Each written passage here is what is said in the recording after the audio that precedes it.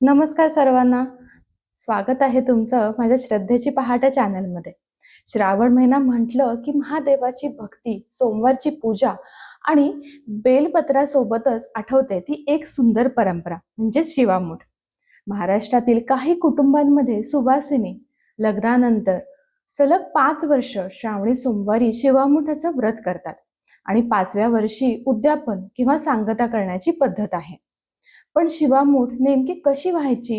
पूजेसाठी काय साहित्य लागतं आणि 2026 मध्ये कोणत्या सोमवारी कोणतं धान्य व्हायचं हे आपण आज या व्हिडिओमध्ये अगदी सोप्या पद्धतीने जाणून घेणार आहोत. चला तर मग व्हिडिओला सुरुवात करूयात. आता आपण व्रताचे नियम थोडक्यात जाणून घेऊयात. काही कुटुंबांमध्ये श्रावणी सोमवारी उपवास केला जातो किंवा एकभुक्त राहिलं जातं.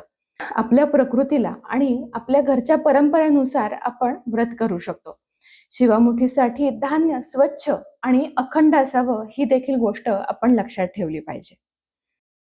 सगळ्यात पहिल्यांदा आता आपण 2026 मधील शिवामूठचा क्रम जाणून घेऊयात. यावर्षी श्रावणात 4 सोमवार आले आहेत. त्यातील पहिला आहे 17 ऑगस्टला. त्या दिवशी आपण तांदूळ वाहणार आहोत. नंतर आहे 24 ऑगस्ट. त्या दिवशी आपण तीळ वाहणार आहोत. नंतर 31 ऑगस्टला आपण शिवामुठी मुगाची वाहणार आहोत आणि 7 सप्टेंबरला गहू वाहणार आहोत. काही ठिकाणी किंवा काही कुटुंबांच्या परंपरेनुसार धान्याच्या क्रमात थोडा फरक आढळू शकतो. त्यामुळे आपल्या घरची, माहेरची किंवा सासरची परंपरा असेल तर ती श्रद्धेनं आपण पाळूयात. या धान्यांचा सुंदर भावार्थ देखील आहे. तांदूळ, तीळ, मूग आणि गहू ही आपल्या रोजच्या जीवनाशी जोडलेली धान्य आहेत. आपल्या अन्नाचा प्रत्येक कण निसर्ग, शेतकरी आणि अनेक हातांच्या परिश्रमातून आपल्यापर्यंत येतो. म्हणून शिवामुठीच्या माध्यमातून अन्नाबद्दल कृतज्ञता व्यक्त करण्याची भावनाही आपण जपू शकतो. मुठभर धान्य महादेवाला अर्पण करताना मनात अशी भावना आपण ठेवूयात की हे देवा, माझ्या घरात अन्नाची, प्रेमाची आणि समाधानाची कमतरता पडू देऊ नकोस. आता आपण शिवामूठ पूजेसाठी साहित्य काय लागतंय ते जाणून घेऊयात. महादेवाची पिंडी किंवा शिवलिंग, ताम्हण आणि कलश, स्वच्छ पाणी, पंचामृत, गुळ खोबरं, दूध साखर, बेलपत्र, पांढरी फुलं, अक्षता, चंदन, भस्म, तुपाचं निरांजन, उदबत्ती किंवा अगरबत्ती,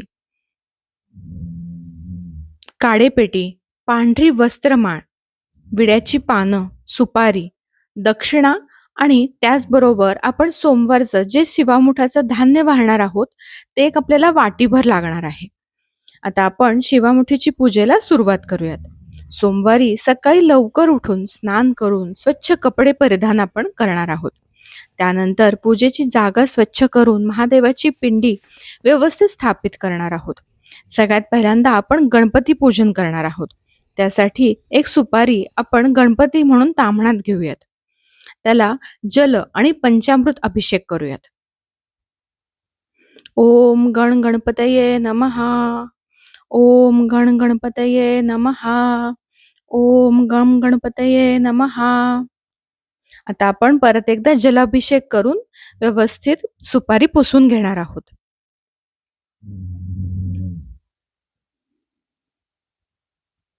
आता आपण पाटावर इथं उजव्या बाजूला थोडेसे तांदूळ ठेवून त्याच्यावरती सुपारी स्थापित करणार आहोत. सर्वप्रथम आपण गेजमाळ घालणार आहोत. त्यानंतर अष्टगंध,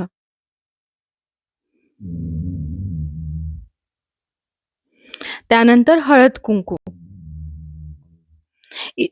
इथं फुलांमध्ये गणपतीला कायम लाल फूल वाहिलं जातं आणि पांढरं फूल हे कधीही वाहिलं जात नाही. आता आपल्याकडे इथं पांढरं फूल असल्यामुळं मी हे हळद कुंकूमध्ये बुडवून हे फूल गणपतीला वाहणार आहे. त्यानंतर आता आपण उदबत्ती आणि निरांजन ओवाळून घेणार आहोत.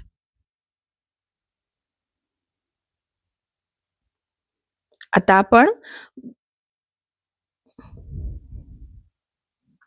आपण गुळ खोबऱ्याचा नैवेद्य दाखवून घेऊयात आणि गणपतीला नमस्कार करूयात. आता ह्यानंतर आपण महादेवाच्या पिंडीवर प्रथम जल अर्पण करून घेणार आहोत. आता आपण महादेवाची पिंडी ही ताम्हणामध्ये घेणार आहोत आणि त्याच्यावर प्रथम जल अर्पण करून घेणार आहोत. त्यानंतर पंचामृताने अभिषेक करून पुन्हा शुद्ध जल अर्पण करणार आहोत.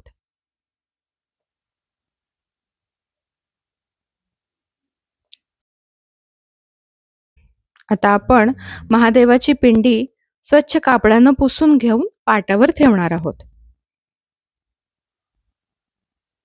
सर्वप्रथम गेज वस्त्र, त्यानंतर चंदन, भस्म,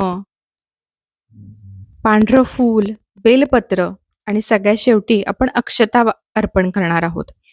ह्या सर्व गोष्टी अर्पण करत असताना आपण ओम नमः शिवायचा जप अखंड करणार आहोत. ओम नमः शिवाय, ओम नमः शिवाय, ओम नमः शिवाय.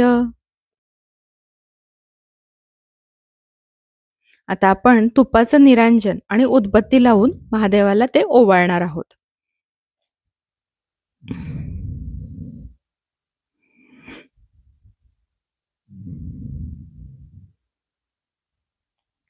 आता 17 ऑगस्टला येणाऱ्या सोमवारी आपल्याला तांदूळ व्हायचे आहेत. त्यामुळं आपण 1 मूठ उजव्या हातामध्ये गच्च भरून तांदूळ घेणार आहोत.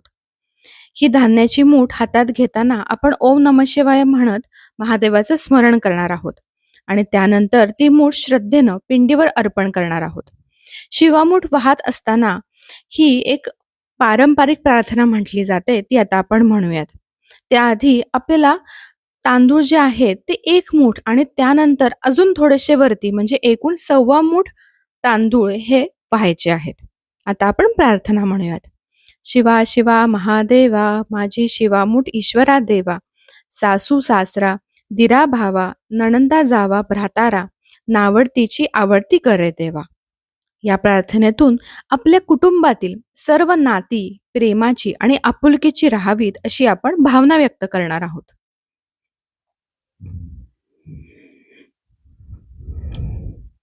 शिवामूठ अर्पण केल्यानंतर महादेवाला आपण आता दूध साखरेचा नैवेद्य दाखवूयात. यानंतर सगळ्यात शेवटी विड्यावर दक्षिणा ठेवून नमस्कार करणार आहोत आणि शेवटी महादेवाची आरती म्हणणार आहोत. लौथवती विक्राळा ब्रह्मांडी माळा, विषे कंठ काळा त्रिनेत्री ज्वाळा, लावण्य सुंदर मस्तकी बाळा, तेथून जळ निर्मळ वाहे झुळझुळा. जय देव जय श्री शंकरा, आरती ओवाळ तुझ कर्पूर गौरा. जय देव कर्पूर गौरा भोवळा नैनी विशाळा, अर्धांगी पार्वती सुमनांच्या माळा, विभूतीचे उधळण शीतकंठ निळा, ऐसा शंकर शोभे उमा बेल्हाळा. जय देव जय श्री शंकरा, आरती ओवाळू तुझ कर्पूर गौरा. जय देव देवी दैत्य सागर मंथन पै केले, त्या माझी अवचित हळहळ जे उठले, तेत्वा असुरपणे प्राशन केले, नीलकंठ नाम प्रसिद्ध झाले. जय देव जय श्री शंकरा, आरती ओवाळू तुझ कर्पूर गौरा. जय देव व्याघ्रांबर फणीवर नर सुंदर मदनारी, पंचानन मनमोहन मुनुजन सुखकारी, शतकोटीचे बीज वाचे उच्चारी, रघुकुळ टिळक राम दासा अंतरी. जय देव जय श्री शंकरा, आरती ओवाळ तुझ कर्पूर गौरा. जय देव जर तुम्हाला माझा हा व्हिडिओ आवडला असेल तर माझ्या चॅनलला लाईक शेअर सबस्क्राईब करायला विसरू नका. महादेव आपल्या सर्वांवर कृपा करो हीच प्रार्थना. हर हर महादेव. नमस्कार.